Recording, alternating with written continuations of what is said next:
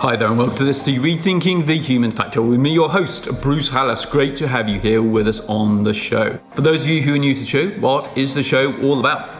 Well, the show is all about raising awareness, influencing behaviour, and fostering an organisational culture where information security is truly valued. Now, for those of you who've been listening to the show, we're going back now 4 series, which is at least 4 years, probably getting on to 5 years now as well. You'll know that we really pride ourselves upon trying to find an alternative angle for all of our listeners to sort of tune into and explore around the human factor.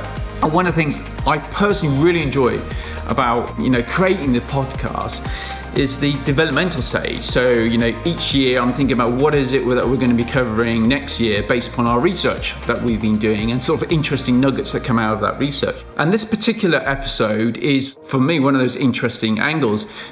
Basically, as an observation from my own experience within the industry, that's listening to, the conversations that are going on and from a thought leadership perspective, from what education awareness managers, CISOs, etc. are talking about, the things that they're thinking about. And from within, I guess, my own circle of people that I talk on a regular basis around the human factor. I just saw this pattern of how we tend to look at the human factor within the context of how can we prevent people doing X when we want them to do Y? And what might the role of culture be in relation to that? And how might we look at the behavioral sciences and how they might sort of teach us stuff about how we might increase the likelihood that they will follow our preferred behavioural outcome. These things are all important, they all add incredible value, but in this I saw in some ways a mirrored approach to how information security was looked at from many, many years ago, where the focus was on prevention and it sort of neglected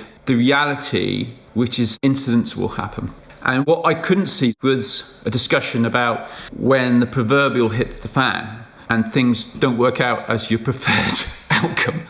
What is the role of the human factor there? How does awareness, behaviour and culture sort of, stand up in the cure stage, And that's what I wanted to explore in this episode. And to do that, I cannot think of, there are a number of people that I thought of that I could possibly reach out to. But our guest today on the show has a great deal of experience and is really tuned into the human factor as well, and has been for a number of years in his very own way. And so I reached out to them and asked them if they'd come on the show to sort of discuss the human factor within the context of a global cybersecurity incident which basically rippled out across the world and touched a lot of people's lives, most of whom didn't necessarily realise that the connection between what was going on and this particular cyber incident. This for me is a great episode, one that I'm incredibly proud of because it's, again, for us, it's about trying to rethink the human factor. And I think seeing this and trying to create a discussion around we need to be thinking about the human factor, about awareness, behaviour and culture in an incident scenario, not just from a, planning for preventing the incident, but what happens in a post when an incident actually happens. And that was one of the outcomes and some of the things that we look at in the research programme at Rethinking the Human Factor. So without further ado, let's get on with the interview. Hi Andy, thank you very much for joining us on the show. Hi Bruce, no problem. So, Andy, do you want to, I've sort of given a little bit of an introduction to you, but do you want to just let everybody know, introduce yourself, what it is that you do, the journey that you've been on, and, the importance of education awareness or the rethinking the human factor as far as you're concerned? Yeah, sure, Bruce. So I'm currently a distinguished analyst with the ISF, as Bruce has said. My career in information security goes back way a long time ago, for about 20 years, where I started in information security in British Airways.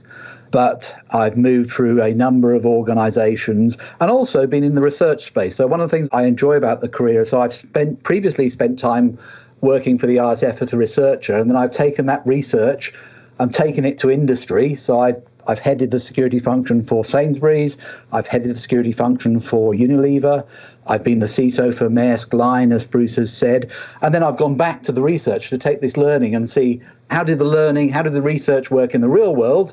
How should the real world shape the research? So I quite like those two sides of the coin that I've been experiencing. So awareness has been part of my role from when I was at British Airways. I've known Bruce for quite a long time and done some interesting things in awareness and done some things that didn't work in awareness. So hopefully I've got a few scars from that journey. Scars are good though. Yeah. Well, that's what I'm telling myself when I look in the mirror. Yep. So you've got, I think an interesting point there is you've got that balance between the research and then taking that research out into the real world. And it's the difference between, often there's some really good ideas, but do they necessarily always work when you actually take them out and you're there and you're responsible for, as a practitioner, really? Yeah, yes. And learning some things along the way. And I know one of the things I've learned along the way, and you'll probably agree with this, is the importance of storytelling. It's awareness is an engagement of people, and you can give them as many mouse mats as you like, but unless you've engaged them and engaged their interest, and some of the stuff that you've done, particularly with the Analogies project, I've contributed to that. And I think storytelling is really the way that we gain people's hearts and minds in awareness. When we use the phrase storytelling, I wonder if ever it's almost like if ever it turns people off.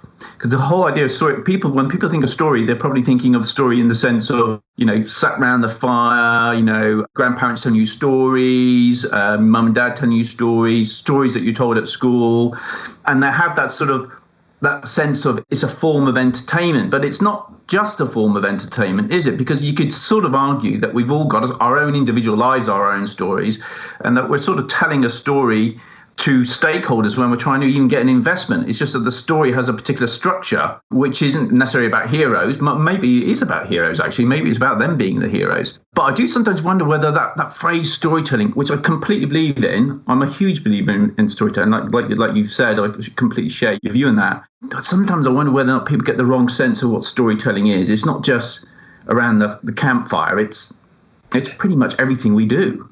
Yeah, I think you have to have the personal element. I think, you have to identify it shouldn't be fiction. There must be some reality in it. And I think when you can actually sit down with people and engage them in something that you've experienced, and that's, what I'm going to talk about largely, is they feel the connection versus reading it in a paper, reading it in a magazine, is quite a distant experience. But when you're actually in the room with somebody who's got a real life story, and I think they have to be real life. I think that's the difference. Yeah. A real life story that you can tell them directly is just a very powerful mechanism. It's quite intensive, and the problem is you can't go around and tell everybody that same story because there are just too many people that want to hear it. But when you can get that engagement, I think it really does bring home to people that, this is real. It's not just something I've read in the paper.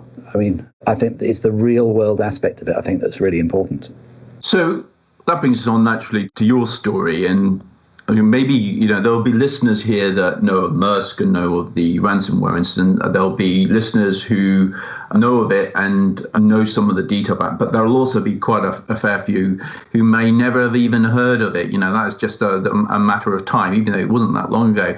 Can you just share with us what it was like in those opening, that opening day when the incident happened? Just give us a bit of a run through.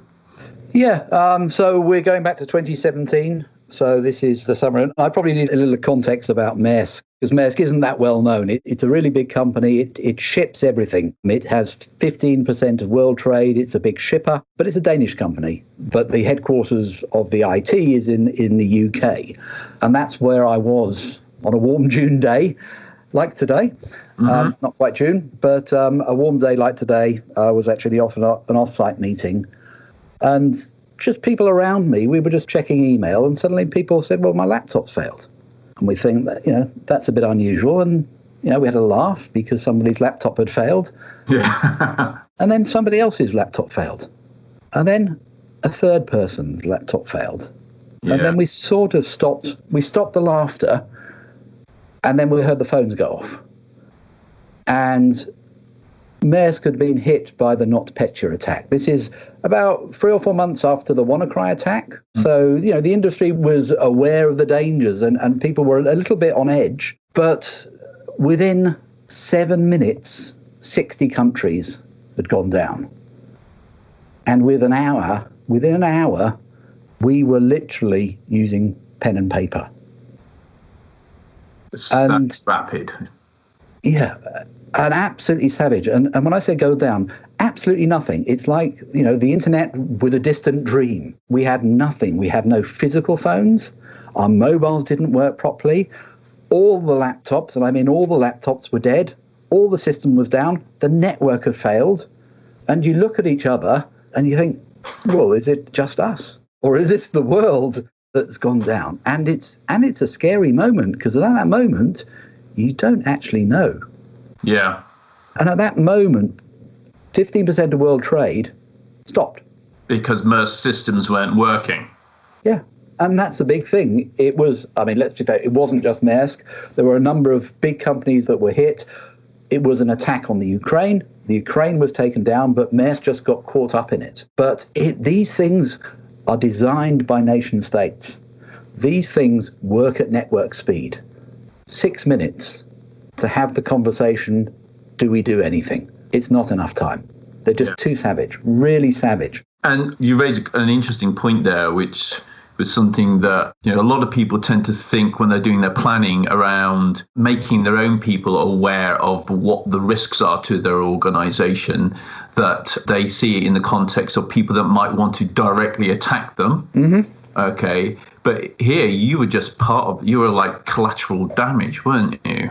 Yeah, and that's a scary point. And actually, we had had a report from the Danish intelligence only 2 months before saying that the actual risk of an attack against a shipping line was low. And to be very fair to them, they were correct. It wasn't an attack on a shipping line. Other companies got caught up in it. There was an advertising agency, there were law firms, there was health providers, there were drug manufacturers, there were all sorts of people, and the whole of the Ukraine. It was just collateral damage, and these things just get out of control. Maersk was not the target in this case.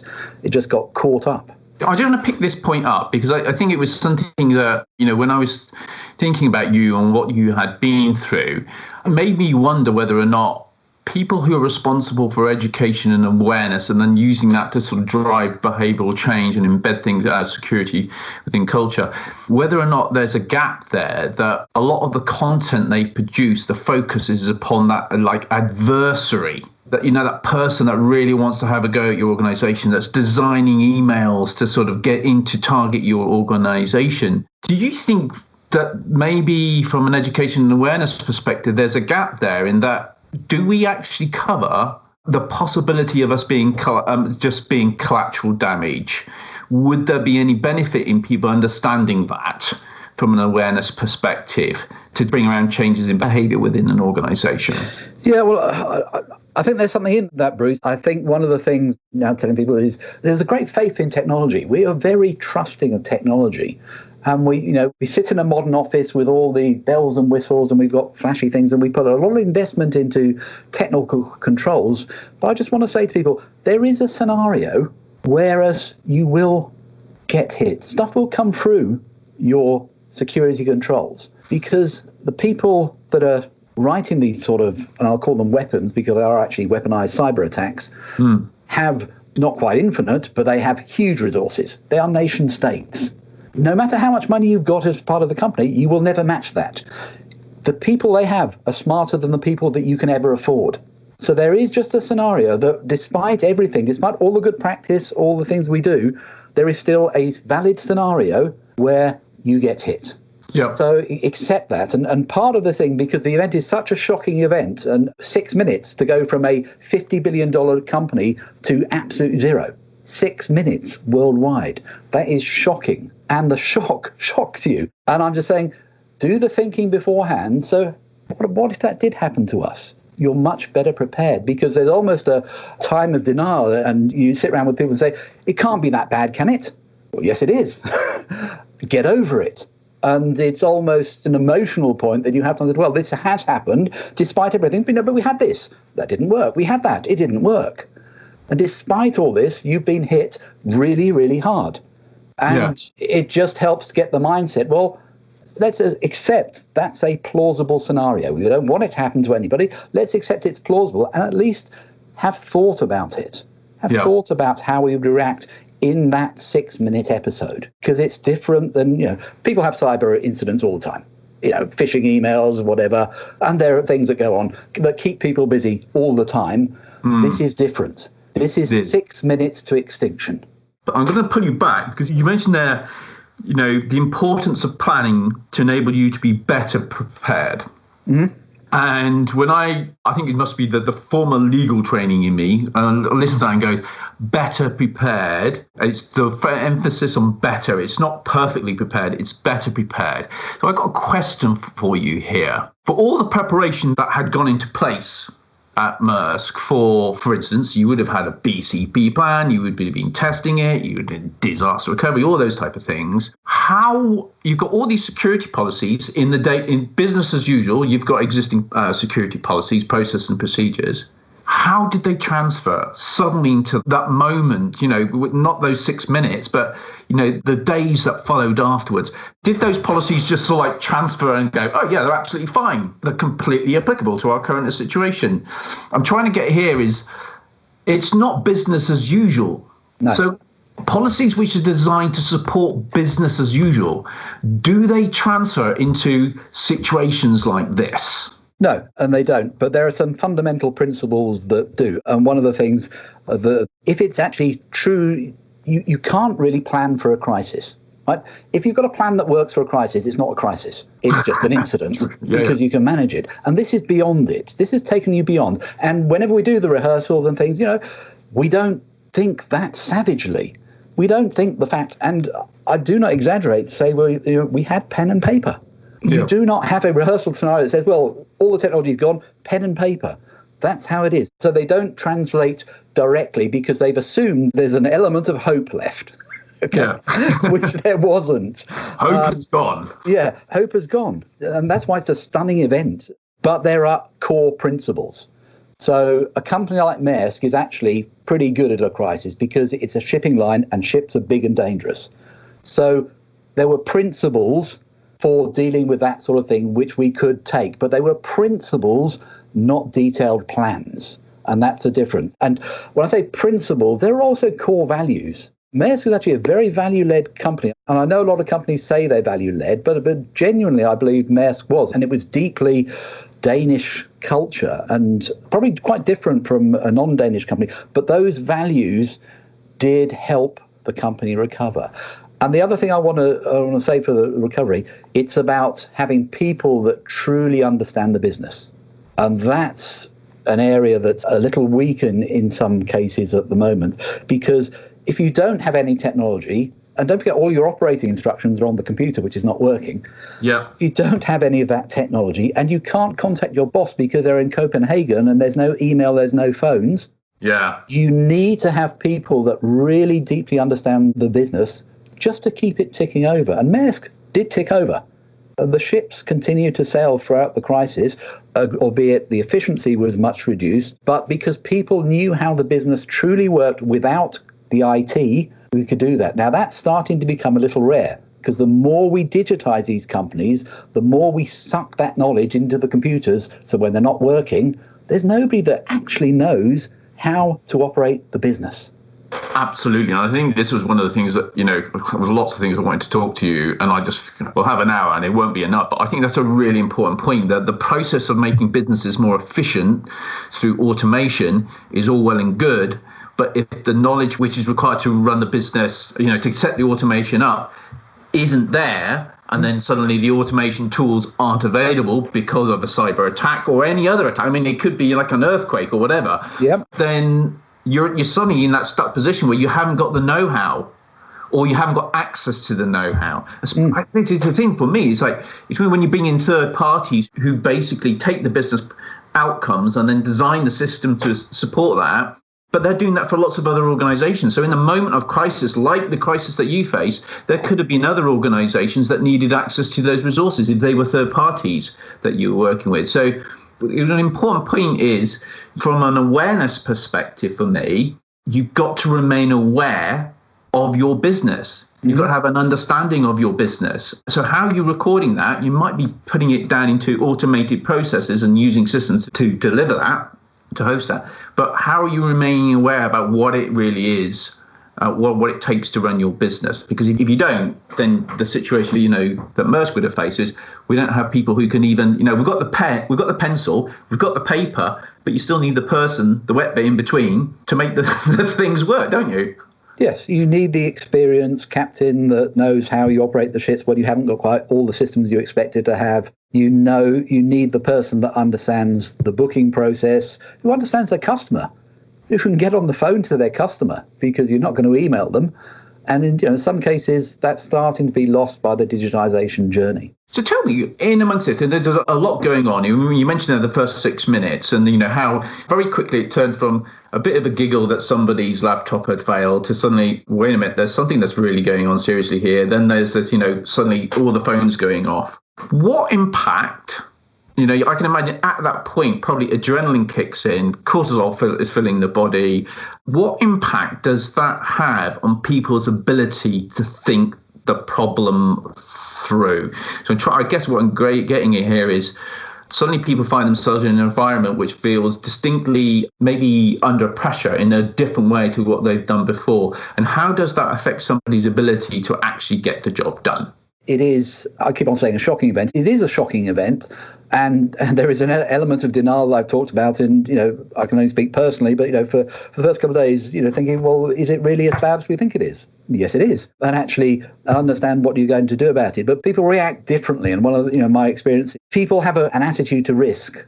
And in an event like this, all your norms about risk are turned on their head. And you need to get quite comfortable with that. There are things that, as a CISO, you would never allow people to do on a normal day. Suddenly in this sort of event, you think, yes, please do bring in your home laptop. Please do go out and buy some software that I've never heard of and try and run things, because they can't make it any worse. Yeah. They can only make it better.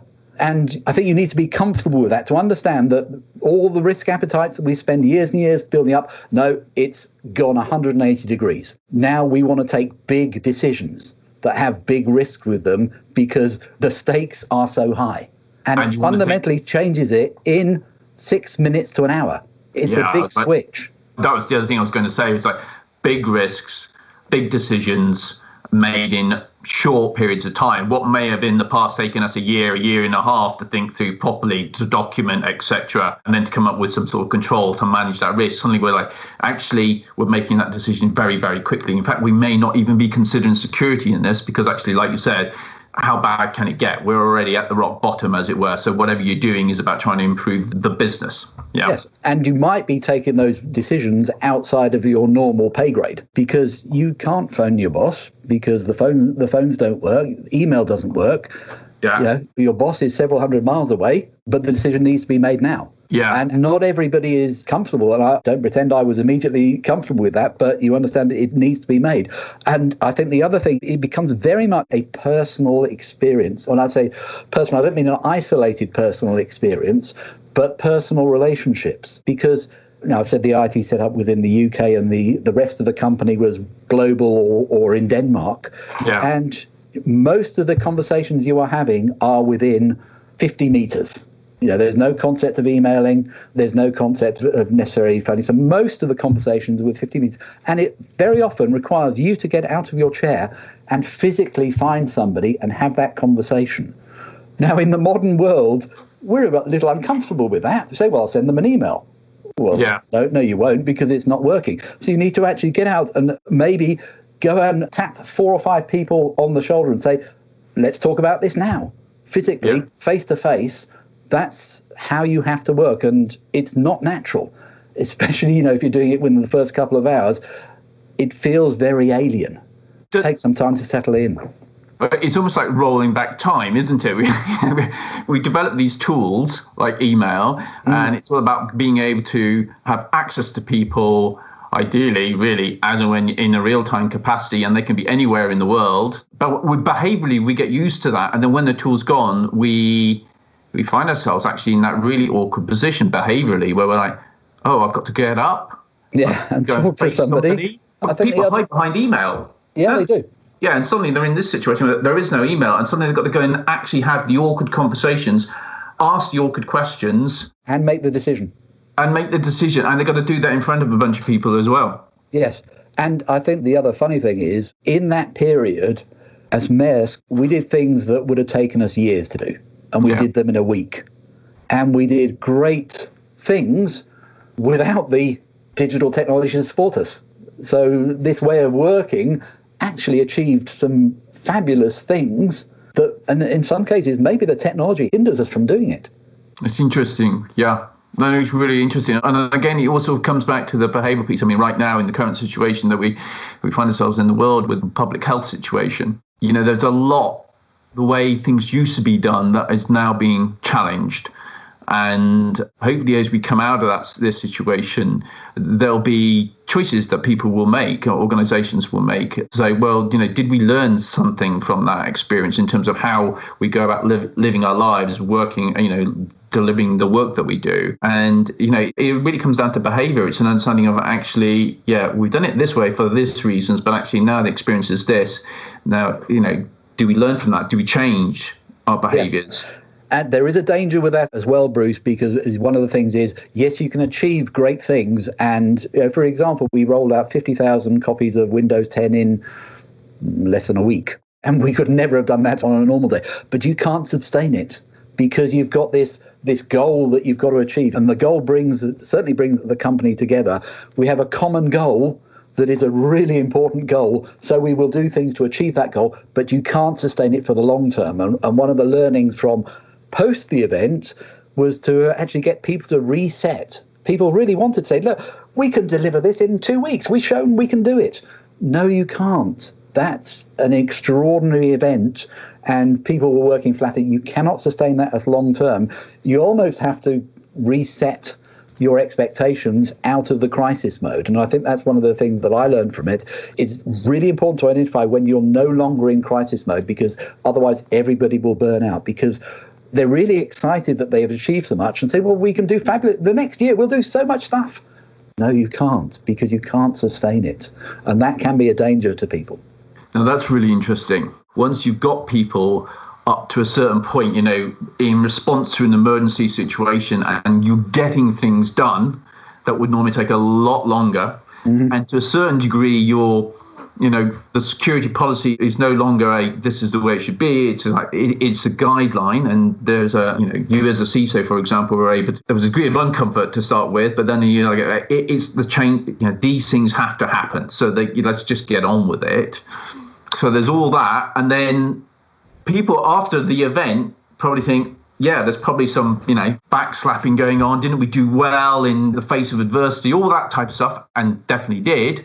But then people's mind is set, isn't it? The precedent's been set that we can get this thing done really quickly, even in a really bad situation, and people walk away with that. And then the difficulty for you as the CISO, for anybody that's responsible for looking at awareness, behavioural culture, for example, is that we need to now get them back to, well, actually, that was a unique circumstances.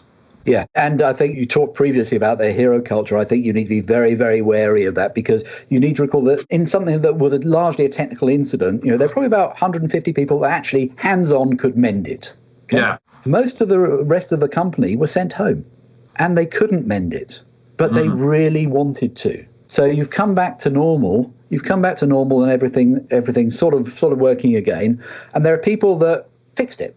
And, they to some extent, there is a hero aspect about that. But how do the rest of the people feel?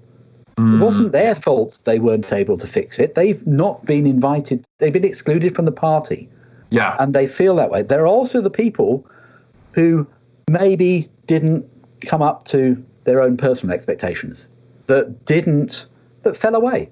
And I think, you should not judge them, because this is such an extraordinary event. To say, you weren't a hero, but that's fine. Because some people, it is a high stress thing. Some people are not comfortable in that. And the other thing I learned, you can't guess who those people will be. You can't look at people and say, I bet in a crisis that person would be brilliant. You're probably wrong. And bet in a crisis they would be rubbish. You're probably wrong. You don't know until it happens. It's really hard to spot. And some of the people they thought would be brilliant weren't. And some of the people that came out, I won't say came out of their shell, but rose to the challenge you wouldn't have expected. You can't predict it. And you need to know when you go back to normal, to the true normal, there are people that weren't able to help through no fault of their own. They were maybe in the wrong geography, they were in the wrong role. They really wanted to, and they're quite disappointed they can't count themselves as a hero. And that's why I think a hero culture is really dangerous. Yeah, I think that's it's not quite. It's a very interesting point because, we often talk about security heroes. Mm-hmm.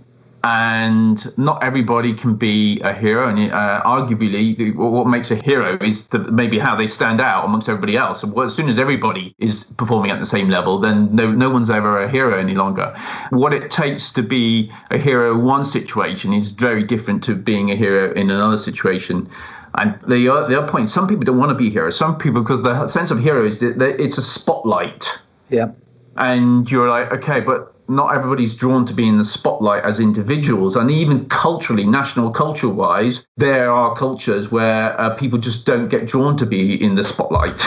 It's not a value that's associated with their culture. And so I think it's a really important point. It is also that sense of those who step up in the crisis, how the behaviours that maybe in the past were not frowned upon, but it wasn't seen necessarily that you were part of the business. You were collaborative. Because I've spoken to people who talked about sometimes, what makes somebody a great collaborator and team player means that maybe in an environment where there's quick decisions need to be made, very personal responsibility, people that are willing to take that personal responsibility, that might not be a collaborator in business as usual. And suddenly what you need as an organization might actually change just because of the very nature of the crisis that you're in. Yeah, absolutely. So you do need this. And how do you identify what the hero action is? There are lots of people that did lots of things that were very important for the recovery that nobody else knows about. Yeah. It was like that. You think, well, I need to do this. Nobody else is doing it. Let me go and do it. Yeah. That was an important factor, and nobody else knows that apart from you. And a lot of that goes on. So tell me, how big a role did culture play in how the event sort of rolled out over the weeks once you got past that 6 minutes? I think culture was the culture and values of the organisation. And the organisation had some very, very Danish values, but they helped because you didn't have anything else. They were a check against the decision. Is the decision I'm going to make in accordance with our corporate values, which I know, and everybody knew them. They were very well communicated within the company. And I think that was a useful way of checking the decision and understanding whether that was the right thing to do. If I'm happy in my mind that that's compatible with our values as a company, then I'm going to make that decision. And because you haven't got the normal checks and balances, I've got to have a meeting, I've got to get permission from that person. No, it needs to be done now. Is it part of our value set? And I think that really helped the company come together. And I say Danish values, but it definitely was a global company. Most of the staff were actually not in Denmark. They were in the Philippines, they were in India, they were in the UK, or it's truly a global company. But everyone shared those common values. And because it was quite difficult for a global company, if you haven't got email or messaging or even a network, it's really difficult to communicate with people outside of your building. And I think this is, a really interesting point, because when I think about a lot of the people that are listening to this podcast and who are responsible for, raising awareness in any capacity with the objective of trying to influence behaviour and then sort of embed something within culture or to understand culture and its impact upon awareness behaviour, suddenly it's like the majority of them are completely reliant upon these systems. So the challenge I guess I would put out there is, how is it without these systems that you would raise awareness? How is it without these systems that you could go about influencing behaviour? And I think it's a really lovely, the way you've just put it in terms of your expression about corporate values, those values were the checks. I think I never thought of it that way, but yes, they are the checks. So that when you haven't got that governance structure that you can rely upon, so you pushed it around all the right stakeholders have said, yes, let's get on with that, and it's all recorded, so you can feel comfortable with that, reassured. When you can't do that, what is the check so that you can feel comfortable about making that decision, even if it's a relatively quick decision? I think that's a really important point. There is absolutely a role for awareness type stuff, even during the incident, because people need some sort of inherent guide. The example I'll give you was actually nothing to do with security, but it was very powerful. So it was using what we could get hold of. So when we were in the recovery mode, we had the choice to bring back the very first system. And we said, well, we need to bring back the first system. Where shall we bring it back? It'll be in the Philippines because they're coming online. So we'll do it in the Philippines. And unbeknownst to anyone, somebody in the Philippines took a mobile phone out and videoed the first person in the company logging onto the first system to come back. And this first person was, not a senior person particularly, it was just an ordinary person who used the system. They put in their password and the system came up normally, and that person burst into tears. Yeah. And that video got circulated back to some of the people who had been 2 weeks flat out trying to fix stuff in the UK and just played. My God, very simply. Really that was so powerful. Yeah, absolutely. And it's a great example, because this is one of when I work with organizations, sometimes I get frustrated because I see organizations investing a lot of money, getting in third parties to produce slick looking content, all that sort of stuff. But actually, this is something I really bang the drum about when I'm one-to-one with clients. There is content created every single day. Okay. Part of a really good forward-thinking education and awareness strategy is about thinking, okay, how do I capture that content every single day and then basically wrap it and then get it out to people.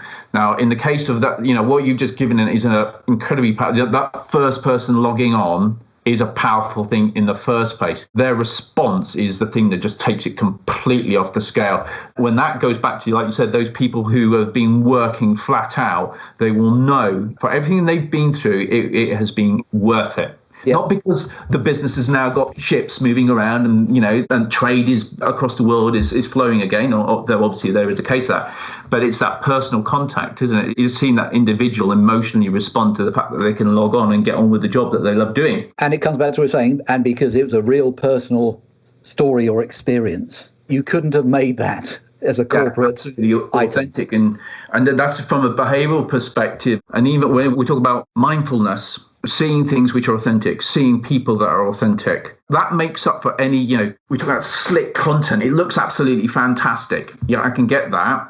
But then when you see something which isn't slick, but it is truly authentic, which one is the more powerful from an engagement perspective and, raising the emotions to bring a more likely change in behaviors, going forward? I mean, for me, I'm asking a question, but for me, I think there's a tone in my voice which says my personal view is it doesn't have to be incredibly slick if the content is truly authentic. And that's a great example of authentic content. I can tell you which is cheaper.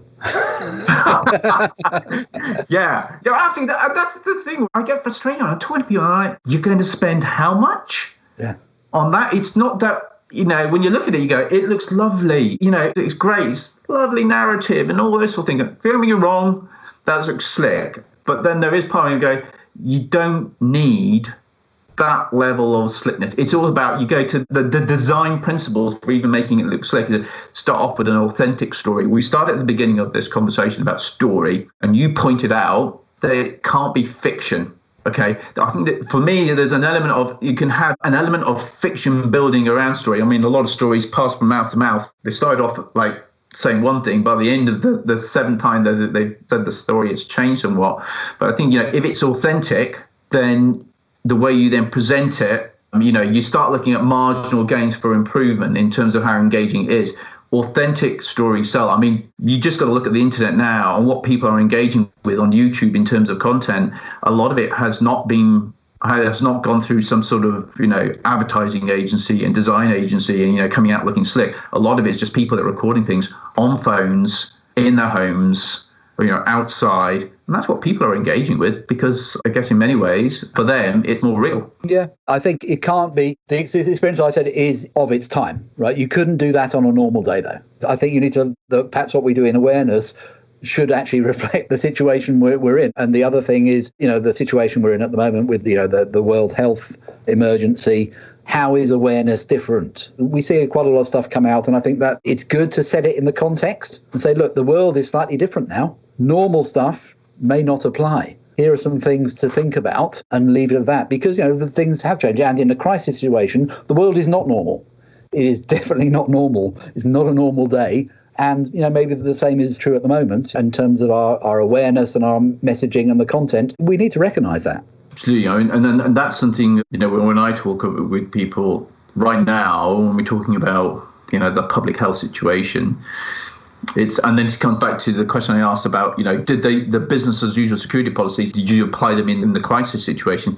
The reality is that people will make decisions about whether to comply or not. The behaviours they will show, the values will slip on down. So basically, it's like, in this situation, business as usual, you could probably rely on people to act in a particular way, roughly. Mm-hmm.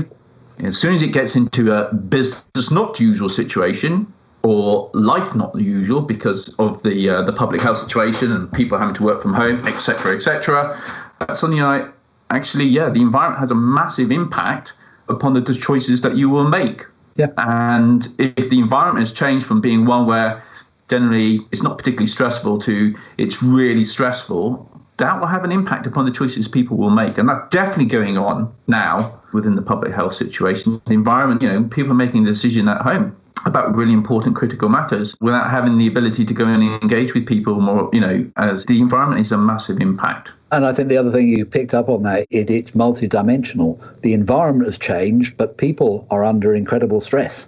Yeah. So the people have changed as well. So it's almost a double set of forces that are moving on it.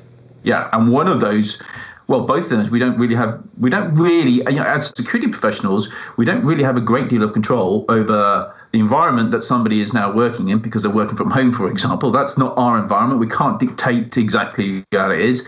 The situation means that we can't, realistically ask people to change it. Could you go out and buy some locks for your door? Do you know what? I'm not allowed out of my door. Or, your children, we're seeing people online, doing conference calls and the children pop in and you're like, okay, yes. Really confidential information that's going on in the background, and there's somebody in the background picking up the dirty washing or something. I don't know. So it's really, we don't have any control of these. It is a little bit of for me, it's interesting. It's like we pretty much designed security within our own environments where we have a significant degree of control. Once it gets outside of our environment, we do things like we encrypt it, etc. And we have expectations of third parties that we're sending this to, and the infrastructure, etc. There's security standards within the infrastructure.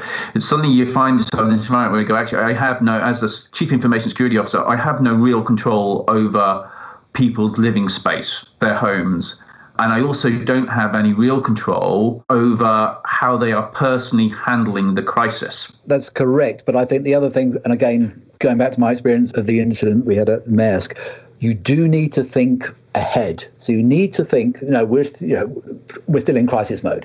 You need to think, at some stage we will be out of it. What are the things that we will need to reconcile when we're out of it? Yeah. I'll give you some practical examples. What are we going to say to our regulators? How are we going to test the decisions we made? Because people will ask, did you make the right decisions? How will you deal with privacy things? So just think ahead. What are the things that I might need to be doing now in the middle of a crisis that is going to be useful in 2 or 3 weeks' time when we have to reconcile? So, the business for Maersk continued. It's continued to sail and continued to deliver containers, but not necessarily registering them in the right system. How are you going to reconcile that in 3 weeks' time?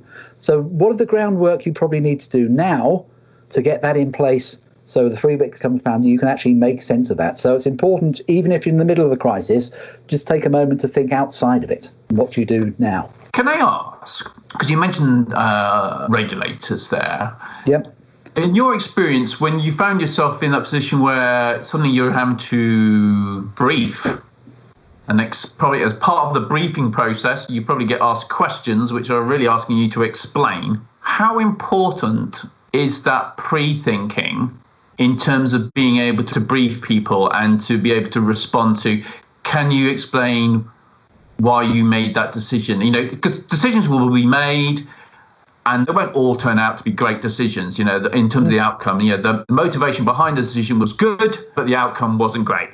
So how important is it to explaining to regulators that, hey, we had thought this through beforehand and we did actually apply it, and okay, these bits worked and these bits didn't. But, how do regulators respond to that? Do they go, at least you thought about it, rather than you didn't give it any thought at all? And okay, it didn't quite work out as ideally you would have liked, but hey, at least you had a plan and you had a plan of action and you stuck to that and you've learned your lessons. Yeah, and I think that comes back. I mean, I mentioned the values a couple of times, and one of the Maersk values is openness. And I think being open about it will get a better response from the regulators. I think the other thing for a global company is which regulators, because they want to talk to you. And the same is true for intelligence agencies. And that was the case where we had to say, well, no, actually, we're really a Danish company. We'll speak to the Danish people, because you can't speak to 100 different regulators because you operate in 100 different countries, and that takes out. But I think, being open with it, having the proof. And one of the little things was, stuff must be written down, and you must retain your notebook. In the middle of a crisis, people don't think about that. We have to write things down on paper and preserve it, even if we're in the middle of a crisis mode. That's not natural to people. So getting some of those disciplines in, so you have some supporting evidence for it. But generally, the openness does create empathy with regulators. Regulators will understand this is an unusual event, as indeed they must understand that the current situation is an unusual event. But at some stage, we will get back to normal, and we'll have to reconcile those things. So it's just actually being open with it and saying, yes, we did that didn't work, and but here is the evidence of our thinking. Here is how we thought about it, and we are being completely open with it. I think the openness is the value that helps most in that situation. Okay, Andy, look, I've thoroughly enjoyed having the conversation with you. I'm pretty confident that our listeners will have gone, that's just a different view, a different angle in terms of thinking about the human aspects of security and the whole challenges around awareness, behaviour and culture. I think we've covered all of those aspects as well. So, I'd really like to just say thank you for joining us on the show. I hope you found it interesting as well. Yeah, absolute pleasure, Bruce.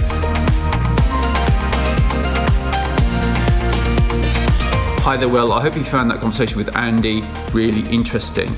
Like I said in the intro, for me, it's really, really important for us here at the Rethinking the Human Factor that we try and find those alternative angles to look at the same problem, so that all our listeners can sort of take something away from that and say, I've never really thought of it in that context. And I think the key message for me in relation to what we were talking about with Andy today was that good security practices, you speak to your CISO, they will be focused on prevention, but also upon, resilience. So the whole emphasis of security strategy is resilience. And, I was having a good chat with a good friend of mine who's a CISO, and they were talking about, the budget is basically spent 70% on prevention and 30% on cure. Okay. And I just wonder how many of us who are responsible for awareness behaviour, how much of our time is focused on prevention. And if we just focus on prevention and not the cure resilience side of things, how aligned are we with the overall security strategy? Is there additional value to be picked up there?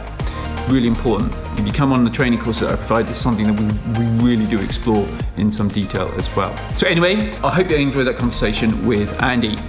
Now, if you did, and you want to make sure you don't want to miss out on any of these other type of great guests and topics that we're discussing here on Rethinking the Human Factor, how can you make if you did find that conversation interesting and you want to make sure you don't miss out on any more sort of really interesting topics and guests, how can you best stay tuned in?